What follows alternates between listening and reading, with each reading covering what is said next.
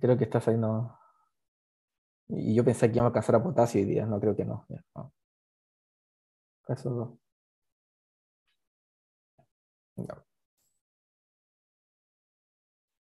Este es un hombre de 46 años, diabético, que fue hospitalizado hace 2 días por un síndrome hiperosmolar hiperglicémico, que inicialmente requirió intubación para proteger su vía aérea. Requirió 3 litros de solución salina, como poco, pero bueno, el caso es así. Esos 3 litros de solución salina y Vic de insulina. Hoy está con una presión de 155/96, una frecuencia cardíaca 76, recto de examen físico normal, ya fue extubado, pero persiste con conciencia fluctuante, no sigue órdenes y no puede comer ni beber sin atorarse. Y este paciente tiene un sodio 152, con la glicemia ya está en 200. Entonces la pregunta es cuál es el tratamiento más adecuado para la hipernatremia de este paciente. Entonces nos cambiamos de lado, ¿no? Y que esto es mucho más fácil que la hiponatremia, es la hipernatremia. ¿Okay? La hipernatremia, ¿cierto? Que corresponde a un sodio mayor de 145 miliequivalentes por litro. Y, y, y el problema o sea, no es que sea menos frecuente, sino que eh, necesita algunas condiciones para presentarse, porque cuando yo tengo un paciente con hipernatremia, ¿cierto? Lo que ocurre es que aumentan las osmolaridades plasmáticas, ¿sí? Porque sabemos que la osmolaridad plasmática depende principalmente del sodio. Entonces, si tengo hipernatremia, aumenta la osmolaridad plasmática, y a medida que aumenta la osmolaridad plasmática, como vimos recién, va a empezar a aumentar la hormona antidiurética, ¿cierto? Para tratar de esa forma, reducir la excreción de agua, mantener el agua y diluir de esa forma esa anatremia, ¿cierto? Entonces el aumento de H va a producir una disminución de la excreción de agua. En otras palabras, mantener más agua en el cuerpo, ¿cierto? Y se va a producir la sed, ¿cierto? Y la sed me va a estimular a un aumento de la ingesta del agua. Entonces, mientras un paciente pueda ingerir agua, no hay hipernatremia. Entonces, si mantengo acceso al agua, no hay hipernatremia, ¿ya? Entonces, para que se produzca hipernatremia, tengo que o tener alterado el mecanismo de la sed, ¿cierto? Que esto es raro, ¿ya? Que para eso estamos hablando de patología, no sé, por el sistema nervioso central que alteren el hipotálamo, que es muy raro, no muy raro, olvídese eso. Eh, o tenemos entonces, para que se forme hipernatremia, en realidad lo que tenemos que tener es una disminución de la ingesta del agua o una falta de acceso al agua, ¿ya? El paciente por alguna razón no es capaz de ingerir agua. Si pensamos en esto, incluso pacientes con diabetes insípida, ¿cierto? Rara vez, o sea, no se presentan con hipernatremia o se presentan con hipernatremia leve, porque el paciente con diabetes insípida, ¿cierto? Que es lo contrario del síndrome de secreción inadecuada de ADH, estos pacientes por alguna razón no secretan ADH o la ADH no funciona, ¿cierto? La resistencia a la ADH. Cuando hay diabetes insípida, ¿cierto? Lo que predomina es la poliuria. Y estos pacientes empiezan a orinar mucho, pero como tienen conservado el estímulo de la sed, orinan mucho y toman agua. Entonces esa ingesta de agua permite que no se desarrolle una hipernatremia grave en una diabetes insípida, ¿ya? Entonces, para que se produzca una hipernatremia, tengo que tener una falta de acceso al agua, ¿ya? Y falta de acceso al agua es lo que tienen usualmente las edades extremas. Digamos, un, un lactante, ¿cierto? Que no puede decir tengo sed, ¿cierto? Tiene que interpretarlo de alguna forma para darle el agua. O un paciente adulto mayor que sea frágil, que esté con algún grado de demencia, que no sea capaz de por sí mismo eh, levantarse y tomar agua. Entonces, es frecuente de ver la hipernatremia en este tipo de pacientes, adultos mayores, generalmente frágiles, con demencia, o que están institucionalizados, o que tienen algún grado de dependencia de las actividades, que no son capaces de ellos mismos eh, levantarse a tomar agua o pedir agua, y que generalmente los cuidadores que están a cargo o no les dan el agua necesaria, suficiente, ¿cierto? Y producen hipernatremia. Entonces, ese es el concepto importante. Para que se produzca y se mantenga, requiero que haya falta de acceso al agua. Y si tengo una hipernatremia,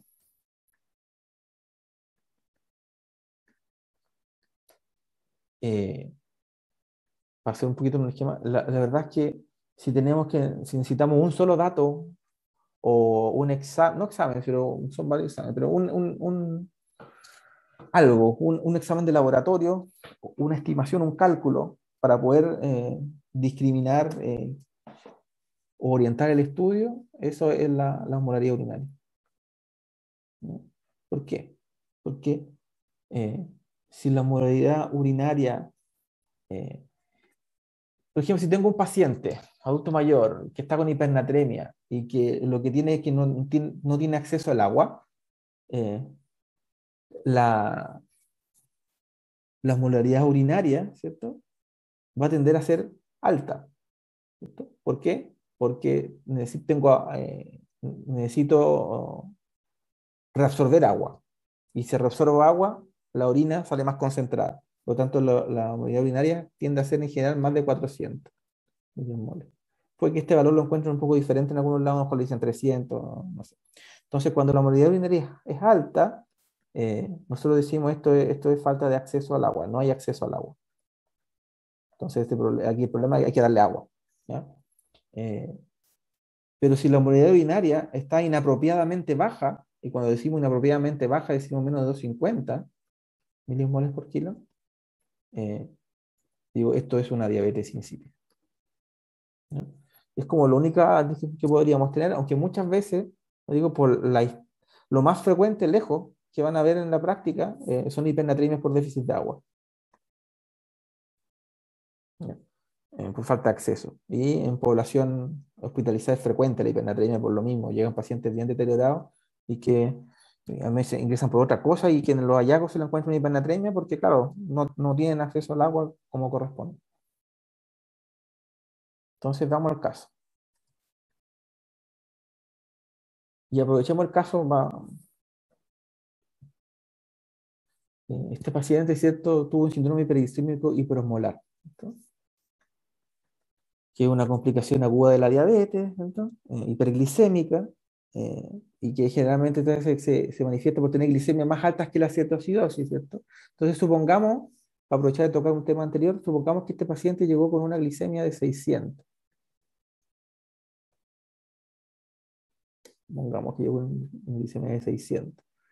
Eh, y supongamos, no es el caso, ¿ya? Supongamos que tenía un sodio de 133 al ingreso, con esa glicemia. Eh, no me va a dar. Démosle más sodio.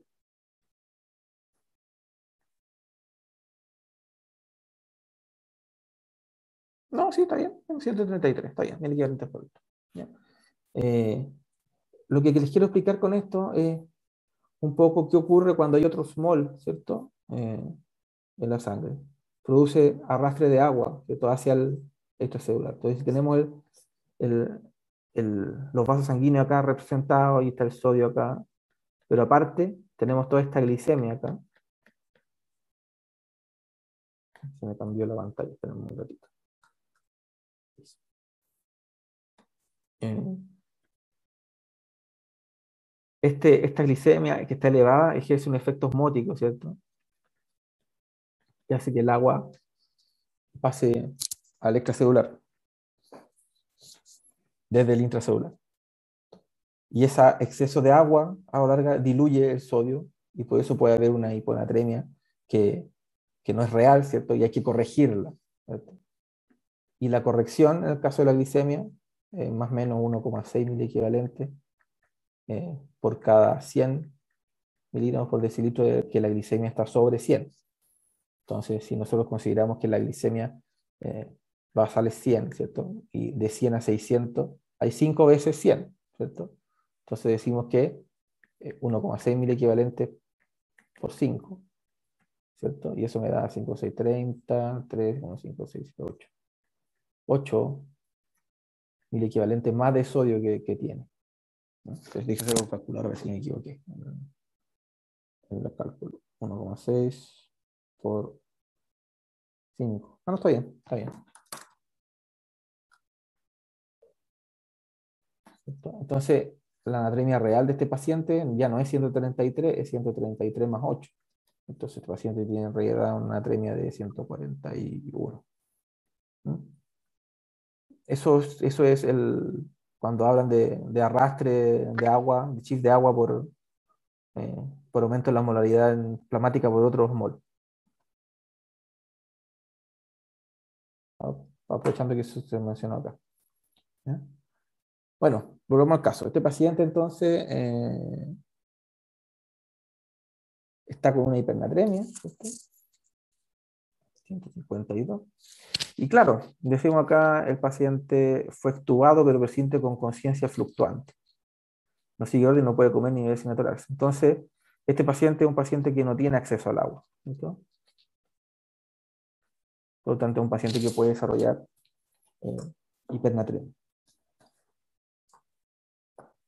Y la pregunta es acá un poco respecto al tratamiento, ¿cierto? ¿Qué debería hacer con él? Chuta, se me cambió la... ¿Qué les parece?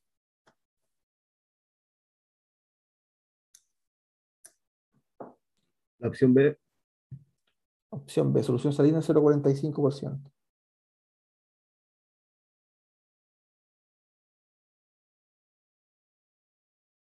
Me esperan un segundo, me están molestando del departamento. Esperen un ratito, disculpen.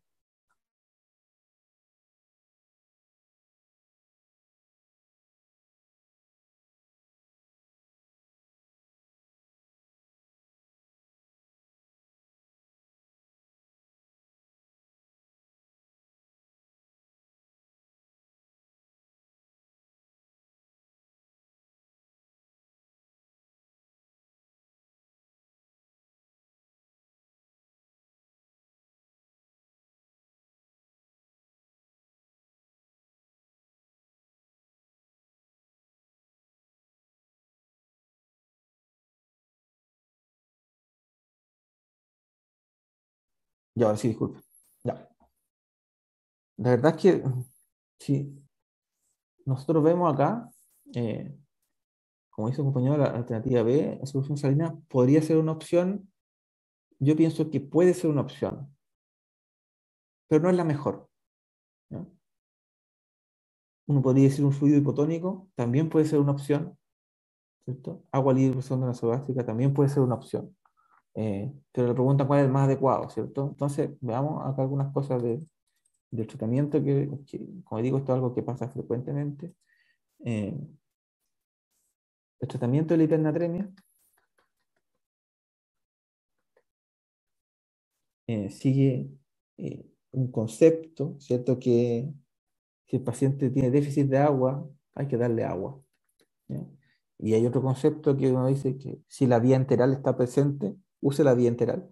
Entonces, eh, siempre la primera opción va a ser agua por vía enteral, ¿no? Por vía enteral uno dice, claro, la vía oral a lo mejor este paciente no la puede usar porque está comprometido de conciencia, ¿cierto? Pero si puedo instalar una sonda, ¿cierto? Y darle agua por sonda, le doy agua por sonda, ¿ya? Eh, entonces, mientras tenga funcional la vía enteral, darle agua por vía enteral. Eh, Eso no significa que esté mal usar alguna solución hipotónica, ¿ya? Pero ¿cuál es el problema? Que cuando uno usa soluciones hipotónicas, hay dos problemas que son más prácticos que teóricos, ¿ya? El primer problema, porque solución hipotónica que administra agua, es por ejemplo la solución glucosada 5%. Porque estos 5 gramos por 100 ml de glucosa que tiene se metabolizan rápidamente, y lo que queda es agua libre, esto cuando hablamos glucosado. ¿Y eso nos puede servir para corregir la hipernatremia? Sí, sí nos puede servir, es verdad. El problema es que cuando se deja solución glucosada, más a pacientes que son más frágiles, el cambio de sodio puede ser muy rápido y a veces impredecible. ¿ya? Entonces, eh, si bien es una medida que se puede usar, está el problema de que te puede bajar el sodio muy rápido, ¿ya? Con esta solución.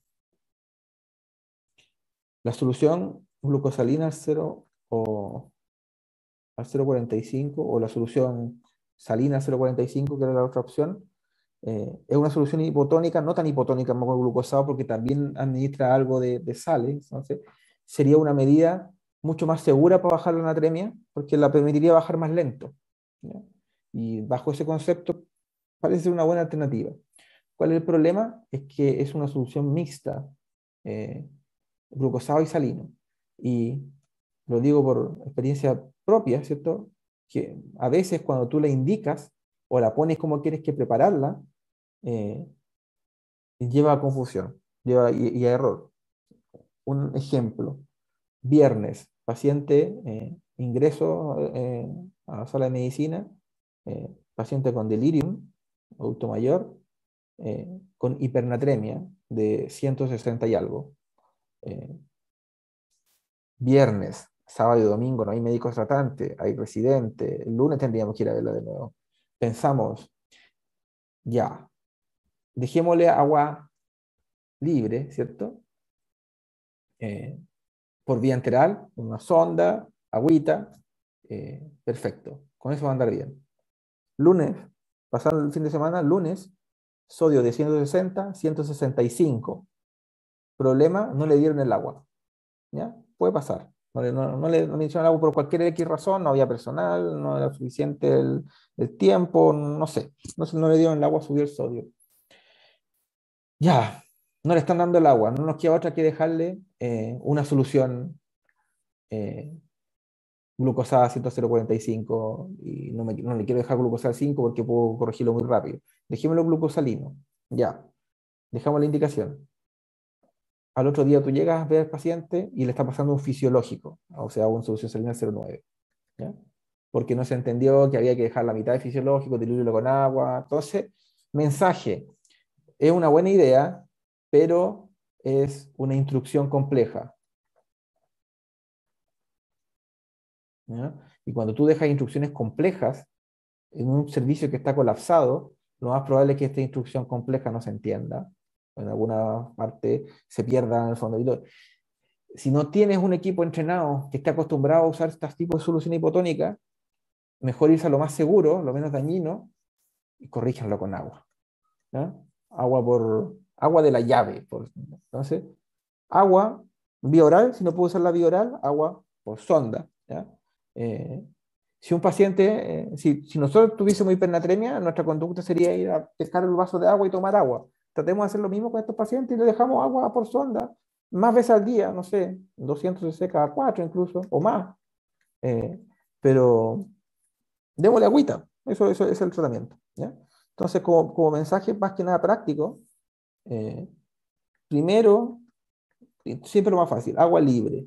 Y agua libre significa que al paciente le dejan las botellitas de agua y el paciente toma agua cuando él tiene sed, ¿ya? Si el paciente por alguna razón no es capaz de hacer eso, agua, horario, que le vayan a dar agua horario, o por algún tipo de dispositivo enteral, o por día enteral. Ya si eso no es posible, y como tercera opción, usemos soluciones hipotónicas. Y como mensaje, eh, si van a usar una solución hipotónica, mejor usen glucosado al 5. Porque los glucosalinos, cuando no están preparados, son soluciones al medio, ya he visto varias veces que producen confusión en tipo de administración, ya sea porque la indicación no quedó lo suficientemente clara o porque algo no se entendió. Entonces, con el glucosado al 5 es menos probable que pase eso porque vienen armados, ¿no? Pero siempre estas dos son las primeras opciones. Agüita. ¿Cuánta agua? Y ahí hay un cálculo, ¿cierto? Que uno dice cuánto es el déficit de agua.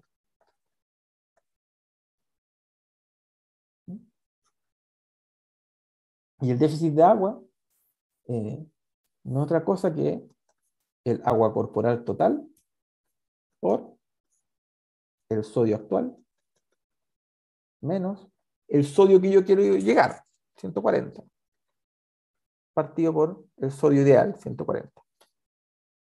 ¿No? Y el agua corporal total depende Si es hombre, sabemos que es 0,6 por kilo. Por kilo. No me quedé. 0,6 ml por kilo. Y si es, no, aquí es 0,6 ml por kilo. Es 0,6% del peso. 60% del peso, 0,6 por el peso. Y si es mujer, es 50% del peso. Ujú. Y de esta forma, por ejemplo, si tengo no sé, una mujer que pesa 60 kilos, ¿ya? Pongo una mujer que pesa 60 kilos. Digo, ok, 0,5 por 60 multiplicado y tiene un sodio de 160. 160 menos 140 partido por 140. Entonces 0,5 por 60, esos 30. 160, esos son 20 partido por 140. Y yo resuelvo eso, y al resolver eso me da 4 litros al día. 4 litros. Este paciente tiene un déficit de agua de 4 litros. Eh, Debería darle a este paciente 4 litros para recuperar la natremia y llevarla a 140.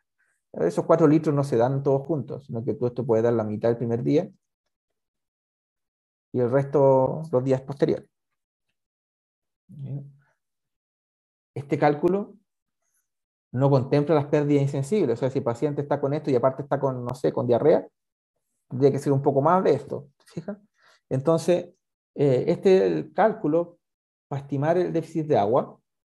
Y esto es un mensaje personal. Eh, Chao. Eh, los cálculos y todas las estimaciones están hechas para sistemas cerrados que no son una persona. ¿Ya? Como digo, no contempla pérdida insensible, no contempla las condiciones en las que estás paciente, si tiene, qué temperatura tiene, no contempla nada. Entonces, solamente una estimación. Y esto nos puede servir al principio, sí, nos puede servir para tener una idea de cuánto más menos.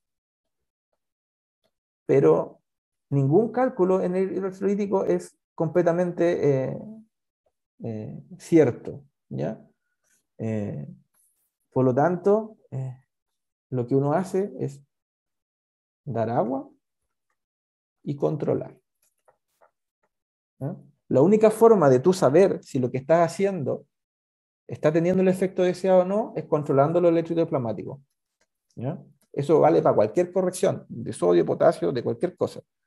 Porque el cálculo está pensado en condiciones ideales y no está aplicado al paciente que tú tienes al frente, ¿ya? Ni en las condiciones ambientales en las que está expuesto. Entonces, claro, te puede servir para tener una idea de más o menos cuánto voy a necesitar y cuánto me voy a demorar, pero al final siempre voy a partir el agua y voy a controlar el ejercicio plasmático, no sé, pues, a la tarde, en 12 horas, si es que no es algo grave, ¿cierto? Eh, si estoy en una unidad de mayor complejidad cada 6 horas, después al otro día, ¿cierto? Y yo voy viendo qué va haciendo mi tratamiento y si me voy quedando corto, aumento la cantidad. Eh, pero es ensayo y control. Doy y controlo, doy y controlo.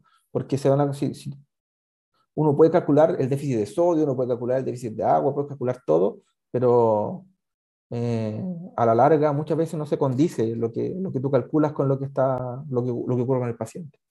Así que conozcan la fórmula, yo creo que es importante, pero como digo, importante solamente para tener una idea, no para seguirla al pie de la letra. Y dentro de todas las fórmulas que hay, el déficit de agua, yo creo que es una de las más útiles, porque el déficit de sodio no. El potasio es súper difícil también de predecir. Creo que esta es una de las que son menos malas, así que sirve para tener una idea. Entonces, eh, como digo, de estas tres, la única opción incorrecta, 100% de la solución salina. ¿No? Las otras opciones son plausibles, pero ¿cuál sería el más adecuado a este paciente? Es el agua libre por sonda. Si esto no es posible, ok, usemos solución glucosada. Y solución salina por 0,45, ojo si es que está preparada, genial, si que viene hecha. Si no, mejor usen glucosado. Eso es como más una recomendación personal que algo que basado por evidencia. Siempre usen agüita. ¿Cómo vamos?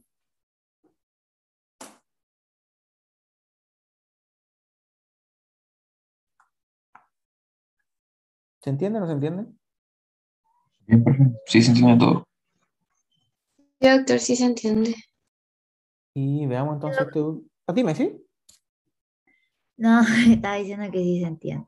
Ah, chuta, ya. Bueno. Ya vamos al caso 3 entonces, que es más cortito.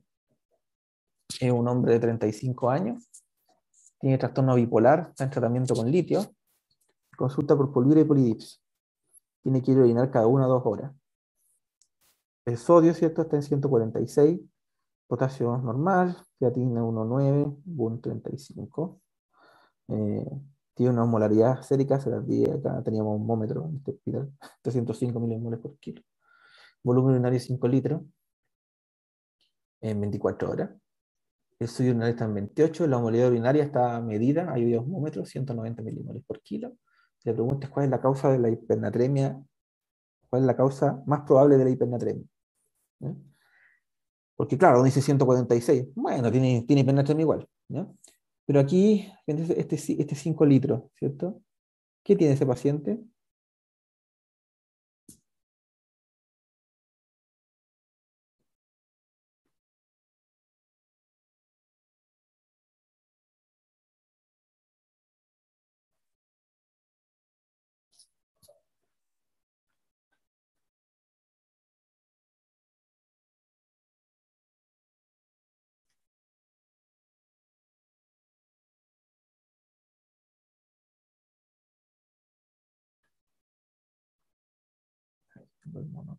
¿Se acuerdan de ese mono, cierto? Hipernatremia, veo la osmolaridad urinaria. La osmolaridad urinaria de menos de 250 y llego a ser diabetes insípida. ¿Fijan acá? Tengo una hipernatremia, tengo una osmolaridad urinaria baja. Una diabetes insípida. Profe, ¿cuánto es el volumen urinario normal? Eso vamos a ver ahora.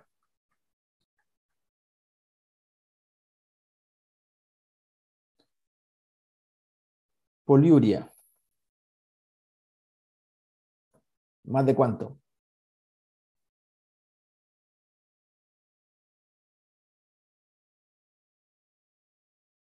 3 litros. ¿Ya? Más de 3 litros de orina se considera poliuria. Menos de depende de donde lo lean, menos de 500, uno dice oliguria. En algunos lados sale menos de 400. Anuria, menos de 100, es anuria. En algunos lados sale menos de 50. Más, menos de 50. Perdón, menos de 50, menos de 150.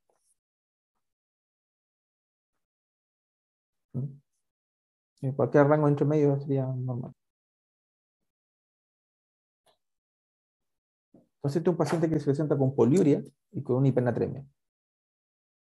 Y que tiene una osmolaridad urinaria baja. Entonces decíamos, como vimos acá arriba, que si este paciente tuviese falta de acceso al agua, la osmolaridad urinaria debe ser alta. Porque está la ADH activa. ¿No? Pero que este paciente con hipernatremia debería tener la ADH activa, pero está inapropiadamente baja, por lo que la osmolaridad urinaria está baja. Entonces, lo contrario de un síndrome de secreción inadecuada de ADH, una diabetes insípida. Y cuando decimos diabetes insípida, tenemos dos, ¿cierto? Una central y una nefrogénica. La central no produzco ADH. Nefrogénica, ADH no funciona, resistencia al ADH. ¿No? Entonces, si tengo una diabetes insípida, esto no lo hacen ustedes para que tengan el concepto, que no la sospecha más que nada, pero generalmente se hacen hospitalizados y lo hacen especialistas. Lo que tiene que hacer para confirmarla, todo para clasificarla, es usar ADH, ¿no? Sintética, se llama desmopresina. Entonces, si tras administrar desmopresina el paciente responde, o sea, que responde, digo, aumenta la osmolaridad urinaria, o sea, le di desmopresina, le di ADH, ADH, ¿cierto? Le di ADH y el paciente empezó a concentrar la orina, eso significa que el paciente no tenía ADH. Entonces, el paciente como respondió al ADH, yo digo esto es central. Pero si le doy desmopresina y la osmolaridad urinaria sigue baja, yo Y digo, aunque yo le dé más ADH, el paciente no responde. Lo que está malo del riñón, de estos nefrogénicos. Esa es como la diferencia. Bueno, para esto primero hay que hacer un test de deprivación de agua, por eso se hace hospitalizado, pero no. El concepto, ¿no? Diabetes insípida, central nefrogénica. Central significa que no se secreta ADH. Si doy ADH va a responder. Si es nefrogénica, significa que el riñón no es capaz de responder al ADH o hay resistencia al ADH, aunque yo le dé mucha ADH, voy a seguir la unidad urinaria baja.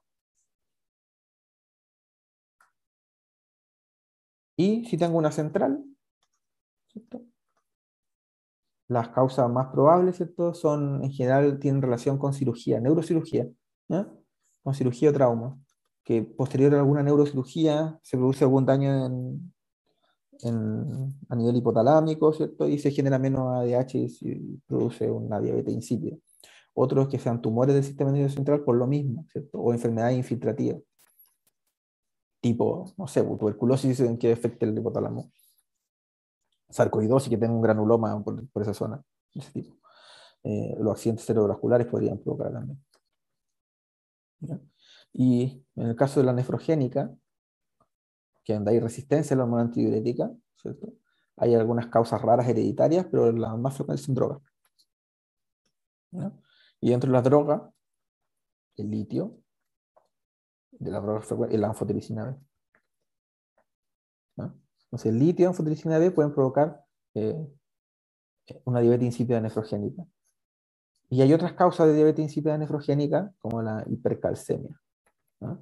La hipercalcemia eh, puede provocar diabetes insípida nefrogénica. De hecho, los pacientes con hipercalcemia muchas veces se presentan con constipación, ¿cierto? Porque en el fondo tiene hilio, no funciona bien su mecanismo de contracción intestinal, y por poliuria. ¿Y poliuria por qué? Porque produce una diabetes insípida nefrogénica, ¿no? Y lo otro que puede provocar que es el Sjögren. El Sjögren también puede producir diabetes insípida nefrogénica. ¿Cómo trato la central? Solamente la idea general. La central la trato con desmopresina, que tengo que dar ADH sintética y funciona. Y la nefrogénica la trato con tiacidas. Y esto es como raro, igual es como interesante, igual como recién veíamos lo de la médula, interesante desde el punto de vista fisiopatológico. ¿Por qué a una hipernatremia le doy un diurético? Como raro, ¿ya? Y ahí lo que uno busca es que esta tiacida produzca una contracción del VEC. Baje el VEC, ¿cierto? Al producir la tiacida, y al bajar el VEC aumenta el sistema de renina-angiotensina aldosterona, por lo tanto aumenta la reabsorción de sal y de agua, pero proximal. O sea, acuérdense que la aldosterona también, o sea, la angiotensina 2 incluso, y la aldosterona también estimulan la reabsorción de agua y sodio acá en proximal. Su efecto principal es acá, pero también estimulan acá la reabsorción. Entonces, lo que trato de buscar con esto es que se reabsorba antes el agua, antes de que llegue al distal. Pero es como, ténganlo como idea nomás. Lo importante de esto es que sepan sospecharla. Y, en el fondo, sospechar en un paciente con poliuria o una hipernatremia leve. ¿Y por qué la hipernatremia es leve? Porque tiene acceso al agua. El paciente no tiene una alteración, de hecho tiene polidipsia, ¿sí? Entonces por eso que la hipernatremia no va a ser tan marcada como en un paciente que no tiene acceso al agua. Entonces acá, hipernatremia, si tú quieres describir qué causa es, tienes que fijarte en la movilidad urinaria. Si la movilidad urinaria es baja, eso, la ADH está inapropiadamente ausente, entonces una diabetes insípida. Si la movilidad urinaria es alta, a este paciente le falta agua, porque darle agua no tiene acceso. Eso, no sé si se me escapa algo de esto.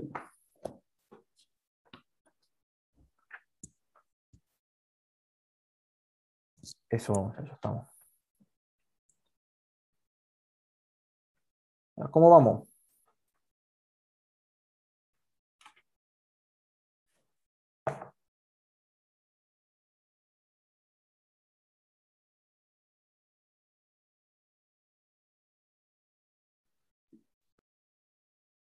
Bien, profe, pero igual un poco cansado. Llevamos casi 2 horas.